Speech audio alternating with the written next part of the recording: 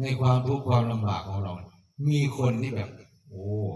บางคนแบบต้องยอมใจเลยมีพระพุทธเจ้าในนี้เนี่ยอดข้าวหลายคนบางคนอด5 วันอด10 วันไปบอกอาจารย์เนาะฉะนั้นเราเดินไปเหนื่อยโอ้ตายกูหิวข้าวโอ้เมื่อวานสันเครื่องบาท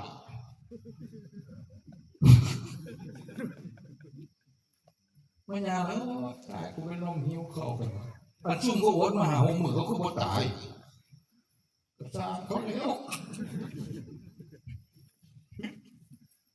เขาอย่าอดเลยผมมันหิวโอ้แต่คนเนี้ยมูปิ่งกูทำท่าเขาของน้ำก็ข้าว